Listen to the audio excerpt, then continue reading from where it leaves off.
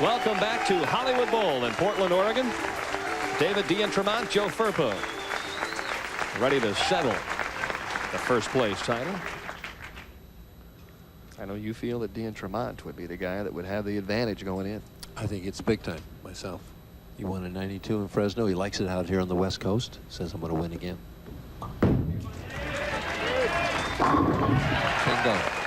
Came out with a quality shot just to let Mr. Firpo know that the lanes may be a bit difficult tonight, but he's got a pretty fair shot.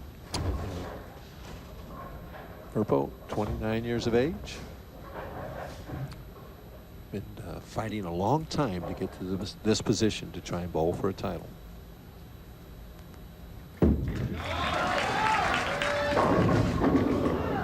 Two in the 5. Pattern we've kind of seen all night. The right lane just won't swing back as much as the left when they get it in and send it out that wide. Not an easy spare as we've seen all night long. Hard and straight. Trouble. Nope, got it.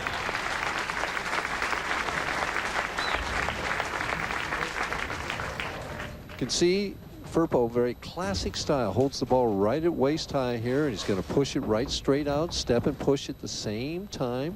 So you can see right there, as he gets to the pivot step, right there, shoulder high backswing, opens up the shoulder a little bit there, pulls it back through, good balance at the end, just a little rushed with that follow through.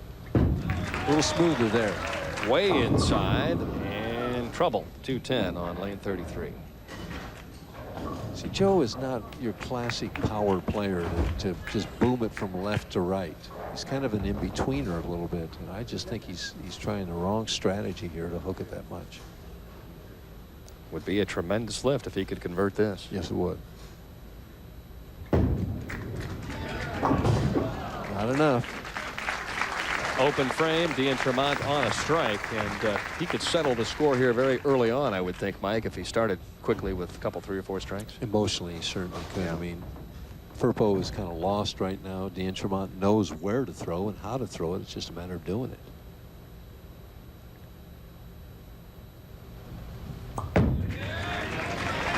Ooh, what a break. You know, that was close to that 4-6-7 again. It just kind of rolled out right at the end. Talk about catching a handful here. He really caught that. The ball breaks a little too soon right here. Just kind of rolled out at the end. He expected it to strike.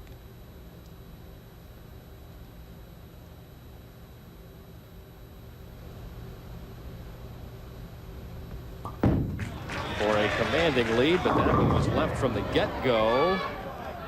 5-10 stands, so Joe Firpo has some life. Absolutely. I mean, I think he was thinking in his mind, Firpo's lost. You know, I can put him away early here, and boy, just cut it off a little bit, and it was left instantly. Now he's trying to figure out how to shoot this spare. I think he's going to try to throw it straight like he did at the 1-3-6-9. Just a touch of hook. Ooh, I thought he had it. Excellent shot by D. and Tremont, but an open in the 3rd frame. And we said at the top we didn't think there'd be a clean game tonight, and there's not going to be. Incredible. Yeah. Great bowlers can't get through 10 frames. Condition. You're not kidding.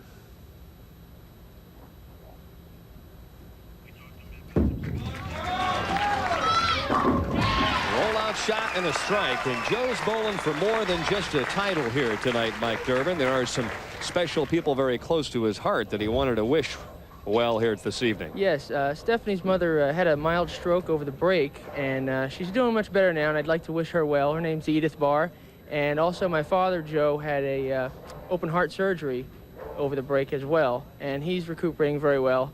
And I'd also like to wish him happy birthday. His birthday's Thursday. Looking for a double, and past the pocket once again, left with a 2-5. There's Stephanie Barr.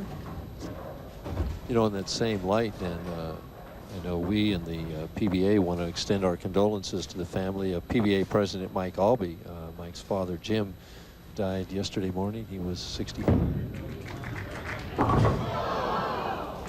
Missed spare by Firpo, who looks in disbelief. Had an opportunity to meet Mike's dad a few years ago. Wonderful man. Going to miss him. Well, we've seen everybody here do it tonight. They've missed spares. They've gotten splits. The Tremount's been the only one that's been able to make up for it with enough strikes.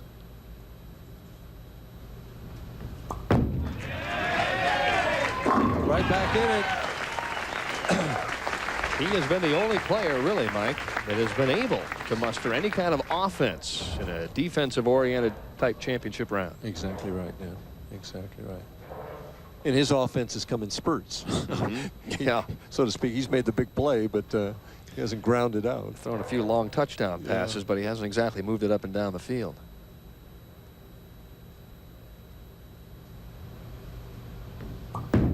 Another strike here would go a long way. And here comes the Brooklyn. I said whoever would win would end up with a couple of breaks. That was one of them. That was a big break. You know, he tripped the 4 in the second frame and trips the 6-10 out here. Gives him a 31-pin advantage. Again, he just doesn't trust it far enough here. Bites in the middle of the lane. Rolls out right at the 1-2. Firpo's got to get something going. I don't know what it is. Well, he's got the right lane figured out, and he picked the finish on the left. It's amazing what we've also seen tonight, Mike Durbin, in that certain players have all of a sudden quickly gotten lined up on one lane and just haven't been able to get the job done on the opposite lane. See, if we could put Firpo in the right lane, Ozio in the left lane, they'd be fine. Sure. Average 250. Right. You'd never know it was a tough pair. He's got to have a double here, Dan. Shot of the week for Firpo. Oh, pretty reaction there. Hey, he's back in the match. Well, Stephanie's cheering him on. She said, okay, that's 2. We got room for 6 more.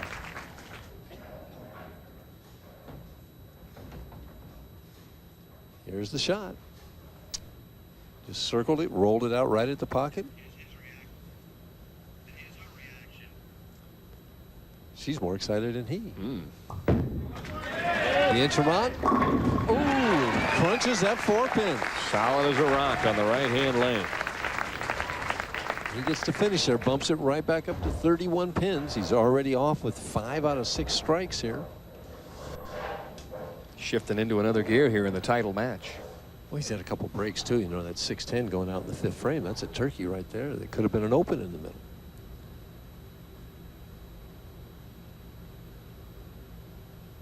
Firpo not watching. Meditating. Good room. Good room. Oh, yeah. Classic shot for Tremont, who now starting to trust it more and more, and he's throwing the ball so pure right now he can afford to do that. Well, he's really put the heat on Joe Firpo right now. Joe down by 41 on a tough lane condition that you have to be exact on. Has to make 2 quality shots in a row here and carry. It's like this lane needs a break. Oh, the 5-pin moved, Mike, and then stood there. Well, you said needs a break. He didn't get the break there. I mean, that easily could have struck as Del Warren, who helped him all week long, looks on.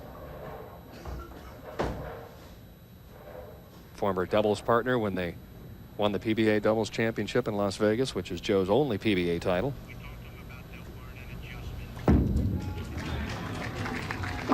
Spare up. You know, Del was kind of a scout for Joe Firpo all week long, and we talked to Joe and asked him about the advice that Del had given him. Well, a lot of it I have to attribute to Del Warren. He's the AMF representative on tour, and he's an old friend of mine. We were doubles partners as well, as you remember.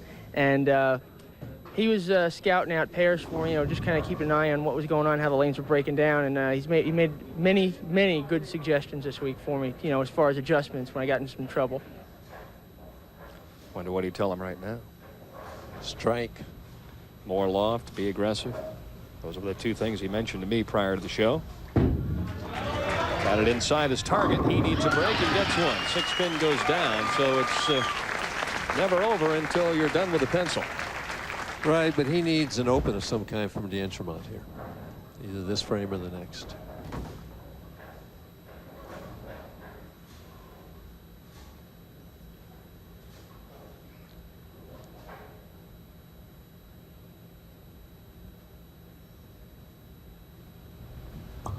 He has loved this lane. Oh, even though he's had 3, 4, 6s on it, it's still his better lane. It's probably because he just didn't keep the speed up or didn't loft it enough. Every time he's made a good quality shot on that lane, he's seen beautiful results. Yeah, another 5-bagger. He had a 6-bagger in the opening match. I mean, he's been the only guy to throw the strikes. So funny. You and I were talking during the last commercial break, and I mentioned to you these guys are so great. One of these guys is going to shoot 230 or 240 in this title game. He could very easily do it.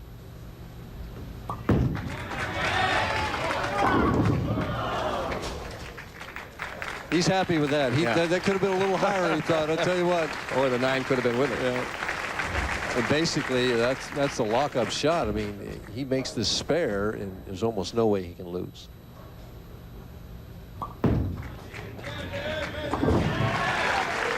Barely got it to the left. A little shaky there.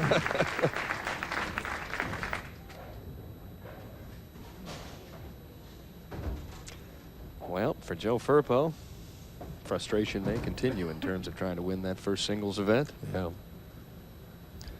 Lead a tournament like this all week long, and you come out, 10 frames go by very, very quickly. And that was the same basic hit he had in the 7th frame, only he strikes here. If he carries that, that's 21 pins more. He's down 41. He would only be down by 20 going into the 10th frame. Still have an outside chance. He could still finish it out for 214, which is a quality game on this condition, better than anybody else has done tonight, but it's just not going to be enough.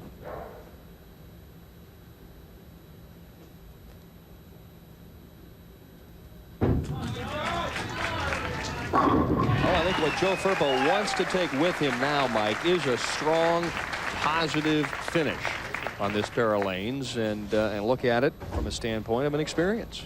Well, that too, but I don't think he's given up on this match yet. I mean, even though Tremont has it, stranger things have happened. He's going to wants to make him show up for the 10th frame.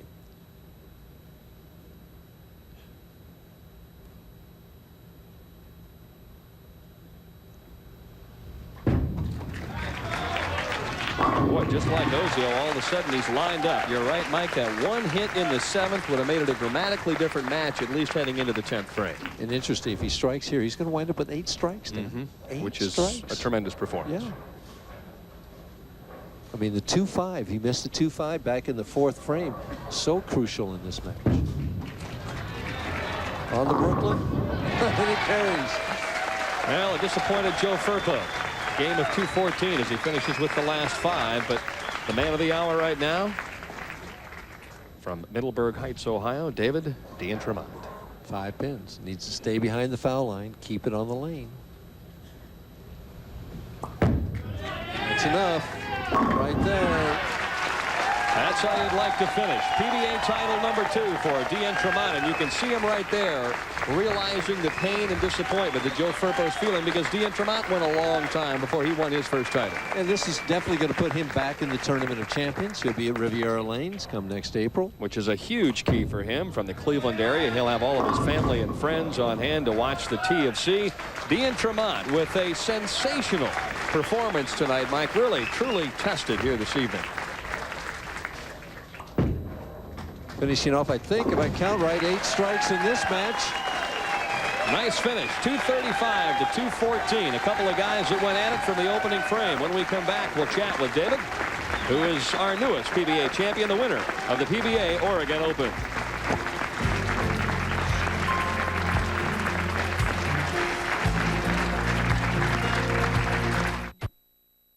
It's hard to believe the low price of some small cars. It should be, because there isn't much car behind the price. No air conditioning, no wheel covers, not even a radio. But with Ford Escort's one price, you get your choice of 4 models with your favorite features. Automatic transmission, air conditioning, and more. Priced less than any leading small car. Ford Escort, the best-selling small car in America.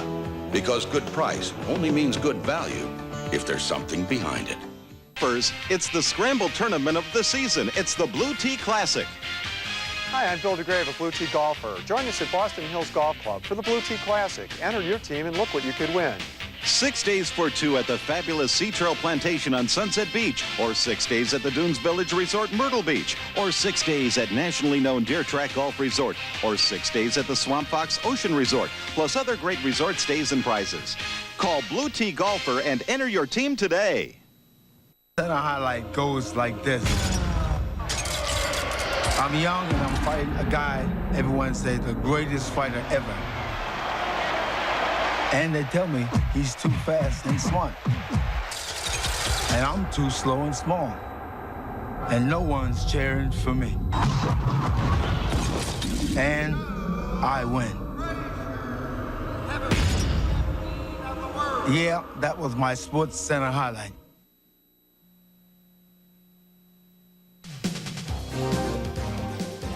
The championship round finals of the PBA Oregon Open are being brought to you by Bud Light. If you want great taste that won't fill you up and never lets you down, make it a Bud Light.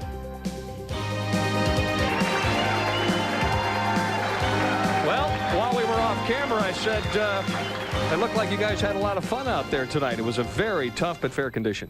I'm glad you had fun. I didn't have very much fun. It was rough. It's the way it's been all week, and I got a little bit lucky, but I'm so pleased. All right, well, Mr. Frank here, our proprietor, has a beautiful trophy and a check to present to Dave Tremont. Yes, on behalf of Hollywood Bowl and the Bowlers in Oregon, I'd like to present Dave with a check for $16,000 and the Oregon Open Championship.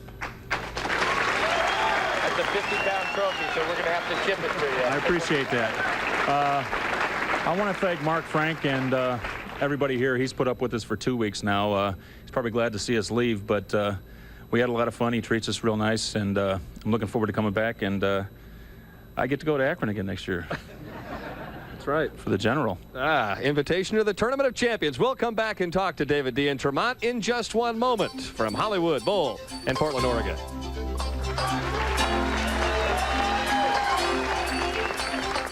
Playing hard can be hard work for your back, so don't get caught without the support you need. Get a Sealy Posturepedic.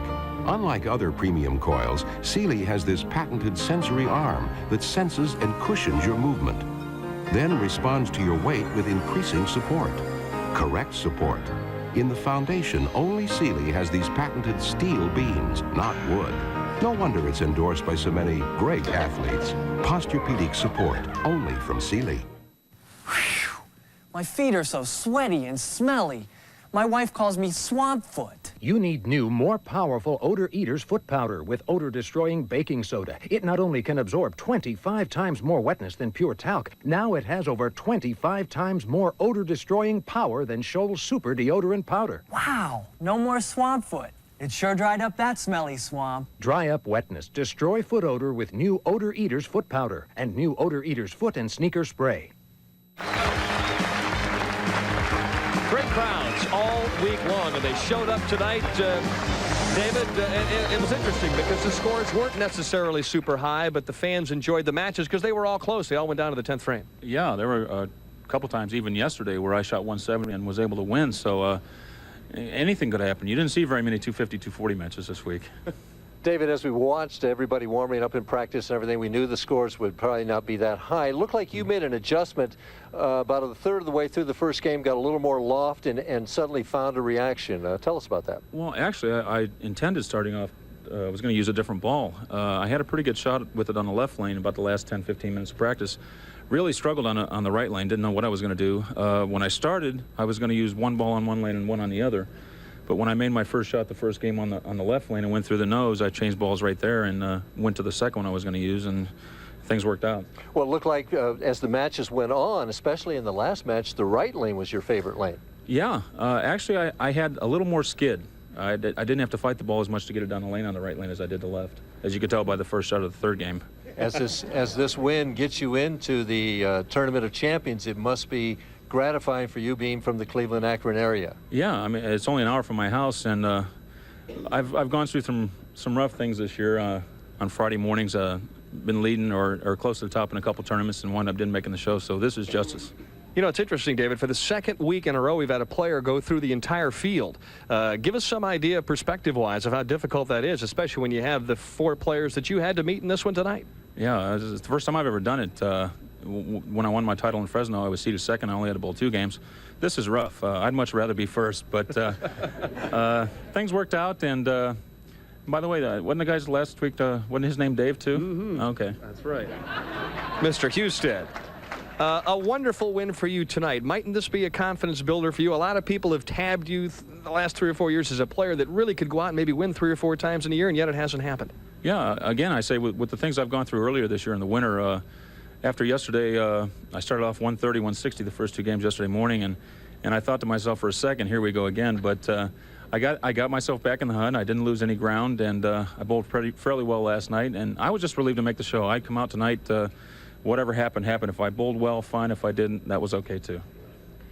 Just real quickly, it looked like on a condition tonight that you had to be talking to yourself because you had to always come back from opens or mistakes and things like that. Yeah, I definitely didn't make things easy on myself. But, you know, this is going to help my confidence a lot, I think. Tremendous performance by Dave D. and Tremont. So long, everybody, from Hollywood Bowl.